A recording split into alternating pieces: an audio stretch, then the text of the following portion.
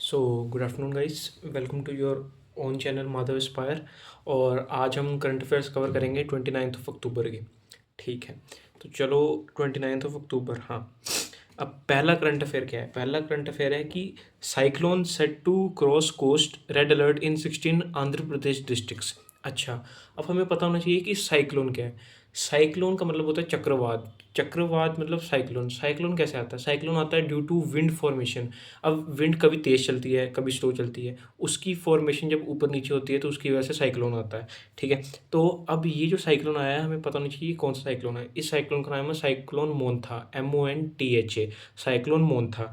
अब ये कहाँ पे आया? आंध्र प्रदेश में आया, आंध्र प्रदेश में है। ठीक है, अब हमें ये पता होना चाहिए कि ये साइक्लोन मोंथा है, ये आया कैसे है? Due to deformation of the wind, इसकी वजह से। और इसके अलावा इसका नाम मोंथा रखा किसने है? ये रखा है थाईलैंड ने। अब ये कंफ्यूज नहीं होना है कि ये साइक्लोन थाईलैंड में है। इसका नाम जो मोंथा नाम है वो थाईलैंड ने रखा है।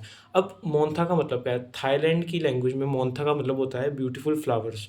ठीक है, इसका मतलब होता है ब्यूटीफुल फ्लावर्स। ठीक है, और जितनी भी हमारी वेदर न्यूज़ आती हैं वो आती हैं आईएमडी के थ्रू। अब हमें पता होना चाहिए आईएमडी क्या है। आईएमडी का मतलब है इंडियन मेट्रोलॉजिकल डिपार्टमेंट, और इसके थ्रू ही सारी जितनी भी वेदर रिपोर्ट हैं वो हमारे पास पहुंचती हैं। और इसका हेडक्वार्टर कहाँ पे? इसका हेडक्वार्टर है न्यू दिल्ली में। ठीक है, हमें ये पता होना चाहिए। ये थी पहली न्यूज़। इसके बाद अब हम दूसरी न्यूज़ पे आएंगे। दूसरी न्यूज़ क्या कहती है? दूसरी न्यूज़ कहती है कि Punjab registers highest single day spike of the season with 122 cases of stubble burning. अच्छा, अब हमें पता होना चाहिए स्टबल बर्निंग क्या होता है। अब हम सबको पता है कि जैसे खेती होती है पंजाब में। पंजाब में जो खेती होती है, खेती करने के बाद जो घास बच जाती है जिसको हम पराली बोलते हैं, वो जलाई जाती है। और सबसे ज़्यादा केसेस इसके पंजाब में होते हैं। पंजाब से जो पराली जलती है वो उसका जो पोल्यूशन, जो उसके बाद धुआं इकट्ठा होता है, पोल्यूशन वो दिल्ली की तरफ जाता है, जिसकी वजह से दिल्ली का जो HQI इंडेक्स है, AQI सॉरी, AQI जो इंडेक्स है, एयर क्वालिटी इंडेक्स, वो बहुत बढ़ता जा रहा है। वो पुअर से वेरी पुअर कैटेगरी में आ गया है।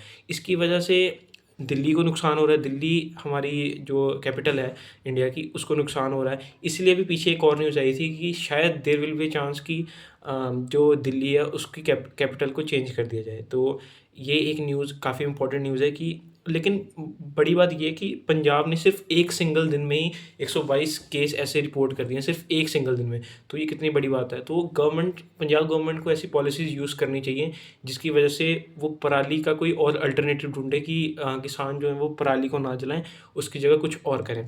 तो ये थी हमारी सेकंड न्यूज़, ये भी एक काफ़ी इंपॉर्टेंट न्यूज़ थी। इसके अलावा अब हम तीसरी न्यूज़ पर आते हैं। तीसरी न्यूज़ है CGI Gavai recommends justice Suryakant as the 53rd chief justice of India. अच्छा, अब हमें पता होना चाहिए CGI क्या होता है। हमारे गवर्नमेंट जो है वो एक ऑर्गेनाइजेशन है। उस गवर्नमेंट एक ऑर्गेनाइजेशन में एक पोस्ट होती है CGI। CGI मतलब chief justice of India. Chief justice of India क्या होता है? जो सुप्रीम कोर्ट का सबसे बड़ा जज, वो है चीफ जस्टिस ऑफ इंडिया। अभी हमारे सबसे बड़े जज हैं BR गवई।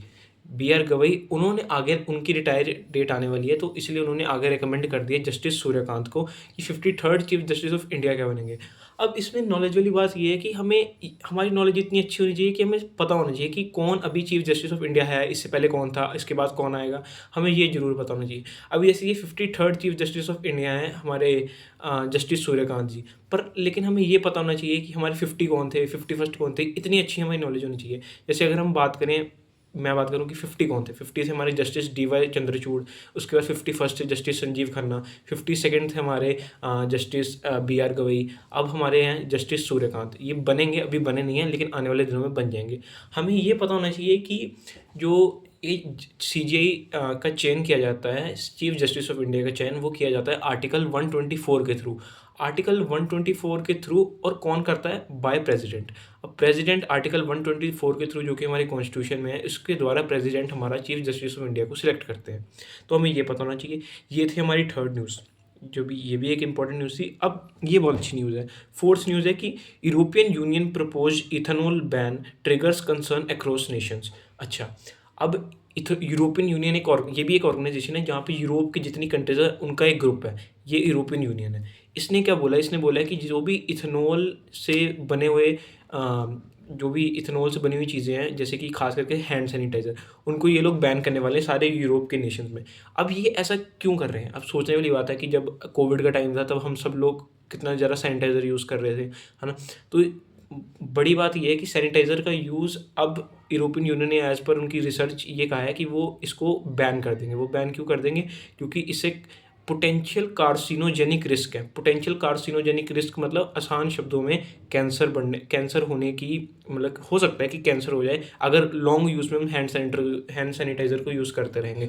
हैंड सैनिटाइज़र का यूज़ कहने का मतलब है कि अगर जैसे फॉर शॉर्ट रन तो हम सब करते हैं कि अगर हमारे पास कुछ नहीं है आस-पास, हमने देखा सैनिटाइज़र पड़ा है, सैनिटाइज़र से हाथ धो लिए, लेकिन वो गलत है। हमें हाथ जैसे हम नॉर्मली जो ट्रेडिशनल वे है उसी तरीके से धोने चाहिए हाथ, लेकिन हमें हैंड सैनिटाइज़र का यूज़ कम से कम करना चाहिए। और ये नहीं कि कर कर सकते हैं, शॉर्ट टाइम के लिए कर सकते हैं, लेकिन लॉन्ग रन में ये अच्छा नहीं है कि हर वक्त हैंड सैनिटाइज़र ही यूज़ कर देंगे। तो इसलिए इन्होंने बोला है कि पोटेंशियल कार्सिनोजेनिक रिस्क हो सकता है अगर हमारा प्रोलॉन्ग्ड एक्सपोजर होगा इथेनॉल के साथ, इथेनॉल रिलेटेड चीज़ों के साथ हैंड सैनिटाइज़र में। तो ये काफ़ी इंपॉर्टेंट न्यूज़ थी। इसके अलावा हम चलेंगे हमारी फिफ्थ न्यूज़ पर। अच्छा, फिफ्थ न्यूज़ क्या कहती है? फिफ्थ न्यूज़ कहती है कि mission for Aatmanirbharta in pulses, how it aim to increase pulses production and why. अब हम सबको पता है, हम सब दालें खाते हैं, है ना? हम सब दालें खाते हैं, उनका कितना ज़्यादा इंपॉर्टेंट रोल है हमारे देश में, क्योंकि हम ऐसी कंट्री हैं जो दालें इंपोर्ट भी करती हैं और एक्सपोर्ट भी करती हैं। अब हमें इंपोर्ट और एक्सपोर्ट का मतलब पता होना चाहिए।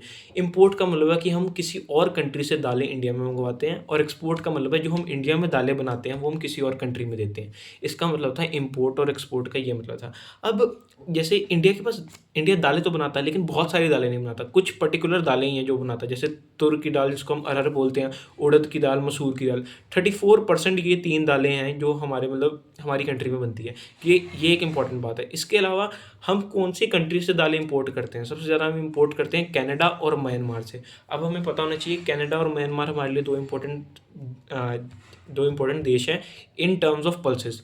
अब हमें आत्मनिर्भरता इन पल्सेस क्यों चाहिए? क्योंकि हमारे जो पीएम है, हमारे पीएम का मोटिव है कि अपने देश को विकसित भारत बनाना है। विकसित भारत के लिए, विकसित भारत के साथ साथ एक इंडिजीनियस चीज़ों के ऊपर यूज़ करना है कि हमें दालें किसी और कंट्री से ना मंगानी पड़े, हमें अपने देश में ही दालें मंगवानी, खुद ही बनाएं और खुद ही उसका यूज़ करें। हम बाहर के प्रोडक्ट्स को कम से कम यूज़ करें। अगर हम बाहर के प्रोडक्ट्स को कम से कम यूज़ करेंगे तो उससे हमारे देश में ही पैसा रहेगा, बाहर नहीं जाएगा, बाहर की कंट्रीज़ को फ़ायदा नहीं होगा, हमारा फ़ायदा हमारे देश में ही रहेगा, जिससे एम्प्लॉयमेंट बढ़ेगी और अनएम्प्लॉयमेंट घटेगी। ये थी हमारी फिफ्थ न्यूज़। अब इसके बाद हम अपनी सिक्स्थ न्यूज़ पर आते हैं। सिक्स्थ न्यूज़ क्या कहती है? सिक्स्थ न्यूज़ है Amazon to reduce 14,000 corporate jobs globally in India, a few thousand roles. अच्छा, अब अमेज़न एक कंपनी है जिससे हम सभी कुछ ना कुछ ऑर्डर करते हैं, हम ऑर्डर करते हैं वो हमारे घर पे आ जाता है। तो अमेज़न कंपनी के जो मालिक हैं, उनके सीईओ हैं, chief executive officer Jeff Bezos, ठीक है? तो उन्होंने बोला है कि वो 14,000 कॉर्पोरेट जॉब्स को कम कर देंगे। अब ऐसा क्यों कर रहे हैं? इसके दो मेन बड़े कारण हैं। पहला है कि उन्होंने ओवर हायरिंग कर ली थी। जब जब हमारा कोविड चल रहा था तब के टाइम पे उन्होंने काफ़ी ज़्यादा ओवर हायरिंग कर ली थी, जिसकी वजह से अब वो उसको कम कर रहे हैं। वो उतने ही लोग रख रहे हैं जिनकी उनको ज़रूरत है। इसके अलावा आर्टिफिशियल इंटेलिजेंस का रोल बढ़ता जा रहा है, जिसकी वजह से जॉब ख़त्म होती जा रही हैं। तो मेरे हिसाब से अगर अगर आपके पास सिर्फ अगर आप अपने करियर के लिए एक ही चीज़ पर निर्भर हैं, तो वो ज़रूरी नहीं है। आपके पास एक स्किल भी होनी चाहिए कि आप उस स्किल को यूज़ कर सकें, जिससे आर्टिफिशियल इंटेलिजेंस आपकी वो जॉब ना खा ले, ठीक है? ये थी हमारी सिक्स्थ न्यूज़, ये भी एक इंपॉर्टेंट न्यूज़ है। इसके अलावा ये बहुत अच्छी न्यूज़ है। हाँ, math is not a tool for cultural nationalism. अच्छा, अब इतनी लाइन पढ़ के किसी को न्यूज़ समझ में नहीं आएगी, इतनी लाइन पढ़ के कुछ पता ही नहीं लगेगा क्या है। लेकिन अगर आप पूरा आर्टिकल पढ़ोगे फिर आपको पता लगेगा, जिसको मैं सिंपल एनालिसिस कर देता हूँ आपको, कि math is not a tool for cultural nationalism. अब कल्चरल नेशनलिज्म का मतलब क्या है? कि ये देश की पेट्रियोटिज़्म को नहीं बढ़ाता, कि एक मैथ जो है वो एक ऐसा टूल नहीं है जो कि हमारे देश के लिए देश की भावना को आगे बढ़ाए, ठीक है? अब हमें पता होना चाहिए यूजीसी क्या है। इसमें यूजीसी है यूनिवर्सिटी ग्रांट कमीशन, जो पूरा करिकुलम डिसाइड करती है सभी यूनिवर्सिटीज़ का, ठीक है? वो है यूजीसी, यूनिवर्सिटी ग्रांट कमीशन। अब इसका करिकुलम क्या कहता है कि कुछ ऐसे ट्रेडिशनल टूल हैं जो पुराने टाइम पे जो ऋषि थे वो लोग ये टूल यूज़ करते थे, लेकिन वो टूल अब आज भी पढ़ाए जा रहे हैं। जिसमें से एक है काला गनाना, भारतीय बीजामित और शुल्ब सूत्रा।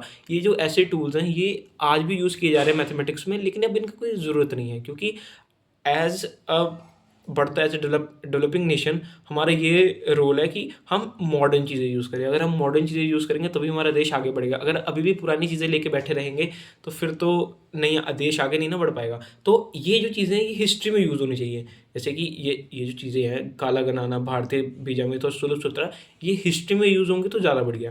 लेकिन अगर ये मैथ्स की चीज़ें जो पुरानी चीज़ें अभी भी मैथ्स में पढ़ाई जा रही हैं, तो उसका कुछ फ़ायदा नहीं है ना। सेम वही है, एनसीईआरटी की किताबें जो हैं उसमें कुछ चेंज तो नहीं ना हो रहा, सेम चीज़ें वही हैं। लेकिन अभी पीछे एक न्यूज़ आई थी कि जो ऑपरेशन सिंदूर है, ऑपरेशन सिंदूर का एक चैप्टर क्लास 7th या क्लास 6th किसी एक बुक में ऐड किया गया है। ये एक अच्छी बात है।